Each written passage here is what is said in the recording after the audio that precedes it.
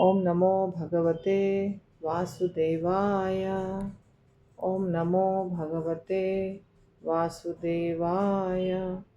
ओम नमो भगवते वासुदेवाय।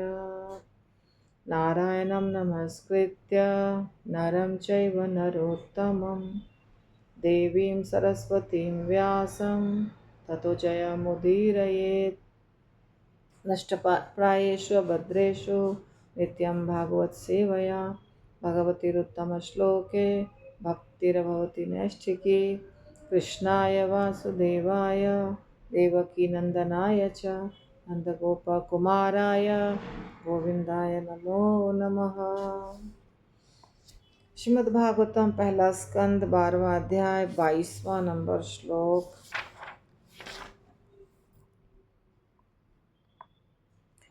मृगेन्द्र इव विक्रांतो निषेव्यो हिमवानिव तितिक्षुर्वसुधैवासौ सहिष्णुः पितराविव। मृगेन्द्र श्री प्रभुपाद की जय। मृगेन्द्र सिंह इव सदृश विक्रांतः शक्तिशाली निषेव्य शरण ग्रहण करने योग्य हिमवान हिमालय पर्वत इव सदृश तितिक्षु क्षमावान वसुधा इव पृथ्वी के समान। असौ यह बालक सहिष्णु पितरो माता पिता इव सदृश। यह बालक सिंह के समान शक्तिशाली हिमालय के समान आश्रय प्रदान करने वाला होगा, पृथ्वी के समान क्षमावान और अपने माता पिता के समान सहिष्णु होगा। ये 4 और गुण हो गए परीक्षित महाराज के। शेर सिंह के समान बलवान, हिमालय के समान आश्रय प्रदान करने वाला और पृथ्वी के समान क्षमावान क्षमा करने वाला और माता पिता के समान सहिष्णु। इतने सारे गुण।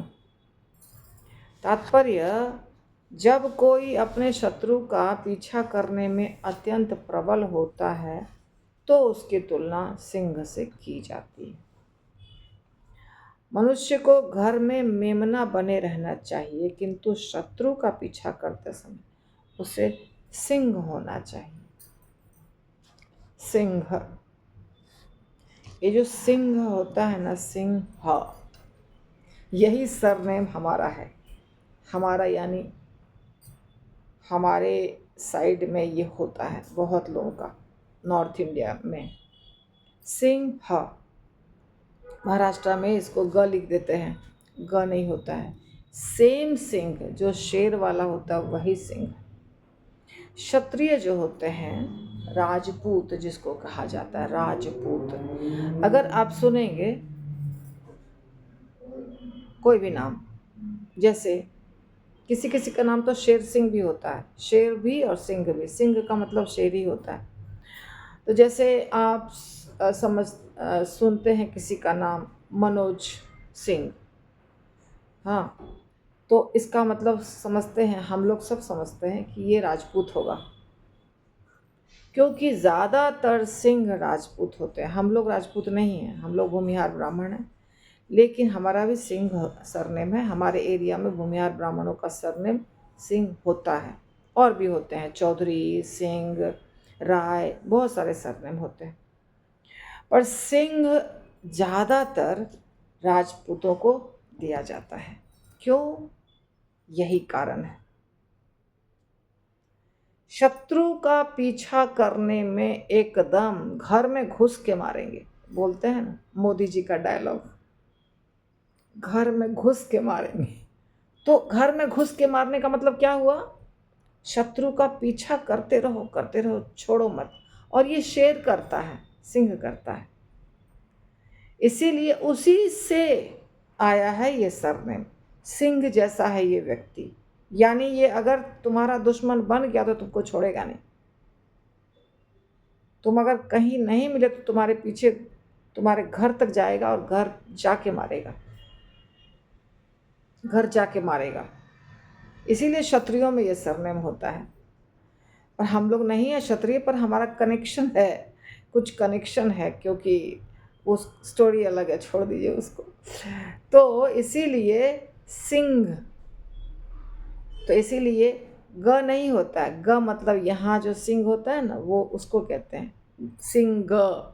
महाराष्ट्र में हम लोग के सरनेम को ग बना देते हैं, ग नहीं है, हमारा सिंह वाला सिर सरनेम है, शेर, लायन, लायन, LION, लायन। तो सिंह भी कभी पशु को पकड़ने में असफल नहीं होता। इसी प्रकार क्षत्रिय अपने दुश्मन का पीछा करना छोड़ता नहीं। जैसे शत्रु का पीछा शेर किसी पशु के पीछे पड़ता है, उसको मार के छोड़ता है, वैसे ही क्षत्रिय किसी शत्रु के पीछे पड़ते हैं तो उसको मार के छोड़ते हैं। इसीलिए राजपूतों का सरनेम सिंह होता है। कह रहे हैं यहाँ पे कि सिंह के समान बलशाली होगा आपका पोता।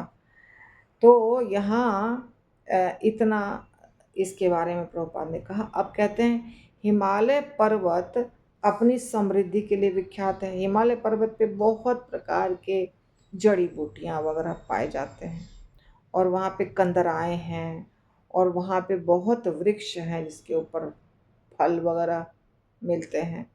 और चूँकि हिमालय पर्वत बहुत ऊंचा है, वहाँ बर्फ़ है, इसीलिए पानी हमेशा आता रहता है, पिघल पिघल के गर्मी के दिनों में झरने रहते हैं। तो इसलिए वहाँ जड़ी बूटियाँ भी मिलती हैं। आपको पता है कि गंगा माता भी वहीं से निकलती हैं, ऊपर से गंगोत्री से निकलती हैं, वो भी हिमालय पर्वत पे ही है।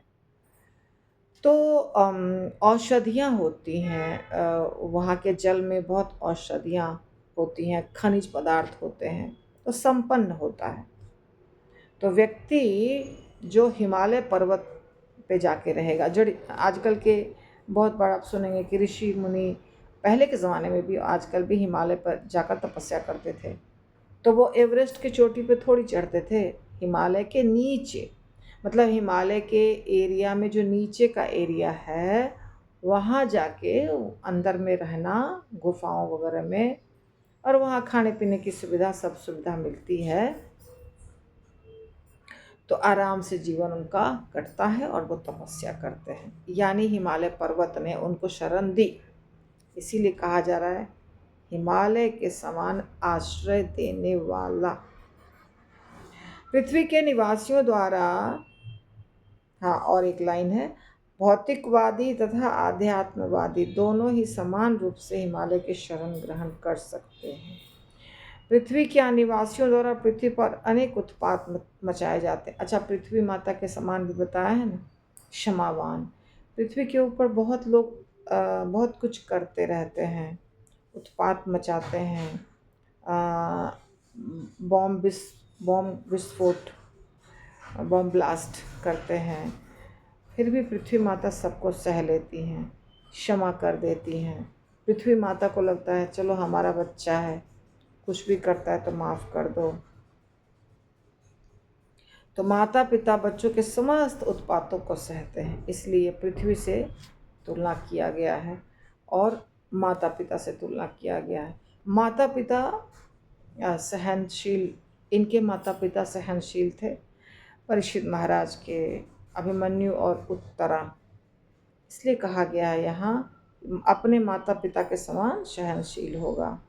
तो राजा में, आदर्श राजा में ये सभी उत्तम गुण होने चाहिए, और परीक्षित में ये उत्तम गुण है। पितामह समः साम्ये प्रसादे गिरिशोपमः आश्रयः सर्वभूतानां यथा देवो रमाश्रयः। पितामह या ब्रह्मा, समः तुल्य, साम्ये समता में, प्रसादे दान या कृपालुता में, गिरीश शिव, उपमः उपमा, तुलना, आश्रय आश्रय, विश्राम स्थल सर्व सर्व सभी, भूतानाम जीवों का यथा जिस तरह देवः परमेश्वर रमाश्रयः भगवान। यह बालक मन की समता में अपने पितामह युधिष्ठिर या फिर ब्रह्मा के समान होगा। अब इनके मन की तुलना की जा रही है परीक्षित महाराज की। तो मन कैसा होगा, या तो ब्रह्मा जी के जैसा या तो युधिष्ठिर महाराज के जैसा। और दानशीलता में शिव जी के समान कैलाशपति। और लक्ष्मी देवी, यह देवी लक्ष्मी के भी आश्रय भगवान श्री नारायण के समान सबको आश्रय देने वाला होगा। एक बार आश्रय देने की तुलना हिमालय से कर दी गई है, फिर से दूसरी बार तुलना हो रही है कि भगवान नारायण के समान सबको आश्रय देने वाला। यानी कि आप समझिए परीक्षित महाराज में कितने ज़्यादा गुण थे, बहुत ज़्यादा गुण थे। तात्पर्य में प्रभुपाद लिखते हैं, महाराज युधिष्ठिर तथा जीवों के पितामह ब्रह्मा जी दोनों ही मन की समता के द्योतक हैं। श्रीधर स्वामी के अनुसार पितामह शब्द ब्रह्मा जी के लिए आया है। अच्छा, यानी पितामह शब्द के ऊपर दो टीकाकारों का दो मत है। श्रीधर स्वामी कहते हैं पितामह ब्रह्मा जी के लिए उपयोग हुआ है, और श्रील विश्वनाथ चक्रवर्ती ठाकुर कहते हैं पितामह युधिष्ठिर महाराज के लिए उपयोग हुआ है, क्योंकि पितामह युधिष्ठिर महाराज भी हैं डायरेक्टली। अभिमन्यु हो गए पिता, और अभिमन्यु के पिता अर्जुन, और अर्जुन और युधिष्ठिर दोनों भाई। तो अर्जुन भी पितामह हुआ और युधिष्ठिर भी पितामह हुए। तो इस प्रकार युधिष्ठिर भी पितामह हैं, और सबके पितामह ब्रह्मा जी हैं, इसलिए ब्रह्मा जी भी पितामह हैं। तो किंतु दोनों ही प्रकार से यह उपमा समान रूप से उत्तम है, क्योंकि दोनों ही परमेश्वर के जाने माने प्रतिनिधि हैं। अतएव दोनों को ही जीव के कल्याण कार्य में लगे रहने से मानसिक समता बनाए रखनी होती है। जो घर के बड़े होते हैं, बुजुर्ग होते हैं, उनको मेंटल बैलेंस, उनके सामने ये भी शिकायत लेके आता है, ये भी शिकायत लेके आता है, हर सबका सुनना पड़ता है, फिर सबका सुन करके गोपनीय रखना पड़ता है, फिर सबका समाधान करना पड़ता है। इसलिए मेंटल इक्विलिब्रियम यानी कि मन को बैलेंस बना के रखना होता है। शासन के किसी भी सर्वोच्च जिम्मेदार कार्यकारी व्यक्ति को उन्हीं सबके घात सहने पड़ते हैं जिनके लिए वो कार्य करता है। बिल्कुल ठीक। लीडर जो होते हैं वो कार्य करते हैं, गाली भी खाते हैं, क्योंकि सारा आप अच्छा कर दीजिए, इतना सा गड़बड़ हुआ वो अच्छा 0 हो जाता है, और वो इतना सा गड़बड़ के लिए आपको सुनना पड़ता है। ये है दुनिया का नियम। तो ब्रह्मा की आलोचना गोपियों तक ने की, देख लीजिए, ब्रह्मा जी की आलोचना गोपियों ने कर दिया कि नहीं दिया, ये पलक क्यों बना दिया, बनाने नहीं आता है, सृष्टि करने नहीं आता है। हमारे यहाँ कहा जाता है कि सीता माता को बहुत कुछ दिया गया ना, उनके पिता ने, जनक जी ने, दहेज में बहुत कुछ दिया गया। लेकिन चूल्हा होता है, एक चूल्हा यानी ये गैस वाला नहीं, जो बनाया जाता है गांव में चूल्हा यूज़ होता था ना पहले के ज़माने में। तो चूल्हा बना के उसके ऊपर ऐसे थोड़ा 3-4 पॉइंट्स जिसके ऊपर टिकेगा बर्तन। तो हमारे यहाँ कहते हैं कि उसको कुछ बोला जाता है कि चूल्हा तो दिया सीता माता के पिता ने, लेकिन वो जो नहीं दिया ना, जो जिसके ऊपर बर्तन टिकेगा, उसका कुछ नाम होता है। तो उसके लिए सीता माता को उलाहना दिया गया कि तुम्हारे पिता ने ये नहीं दिया। तो आप कितना भी कर दीजिए, थोड़ा सा दोष देख करके और उसकी आलोचना करती है जनता, या लोग करते हैं, ससुराल वाले करते हैं, सब जगह होती है आलोचना। तो जो कार्य करते हैं उसकी ही आलोचना होती है, जो कुछ नहीं करता उसकी क्या आलोचना होगी। तो आलोचना खराब नहीं है, सुनना चाहिए। तो गोपियां असंतुष्ट थी कि पलकें क्यों बनाई जिनके कारण भगवान का दर्शन करने में बाधा होती है। पर ठीक है, ब्रह्मा जी कोई टेंशन नहीं लिए, तो भगवान का दर्शन रुक जाता है। अतएव अन्य व्यक्तियों के विषय में क्या कहा जाए, सब आलोचना करते हैं। इसी प्रकार युधिष्ठिर महाराज को अपने शत्रुओं द्वारा उत्पन्न की गई अनेक विषम परिस्थितियों का सामना करते रहना होता था। युधिष्ठिर महाराज को तो सबने बोला होगा कि ये क्यों खेले शतरंज, दुर्योधन के साथ ये पाशा क्यों खेले। वो गेम जो था शतरंज का गेम, तो वो क्यों खेले, कितनी गलत चीज़ है जुआ खेलना। और खेले तो खेले, अपने भाई को दांव पे लगा दिया, पत्नी को दांव पे लगा दिया, ऐसा कोई करता है क्या। जबकि युधिष्ठिर महाराज धर्मराज थे। धर्मराज का मतलब होता है यमराज जी के पुत्र थे, और उनको सब कुछ पता था धर्म के बारे में। धर्मराज उनको ऐसे ही नहीं कहा जाता था, धर्मराज उसी को कहा जाएगा जिसको पूरा धर्म का ज्ञान हो और जो धर्म के रास्ते पर चलता हो। तो युधिष्ठिर महाराज ने जो निर्णय लिया, जो भी लिया होगा, उसके पीछे तर्क, कुछ कारण हुआ होगा कि ये क्यों हम कर रहे हैं, हम क्यों पाशा खेलने के लिए, मतलब जुआ खेलने के लिए मुझे क्यों तैयार होना चाहिए, या जुआ खेलते समय क्या दाव पे लगाना चाहिए, सब उनको पता होगा, फिर भी वो खेले। पर लोग तो बोलेंगे। किंतु सभी नाजुक परिस्थितियों में वे मानसिक संतुलन पूर्ण रूप से बनाए रहे। अतः मानसिक समता बनाने में ये दो लोगों का नाम है ना, युधिष्ठिर महाराज और ब्रह्मा जी। तो यहीं पर रुकेगा आज का क्लास।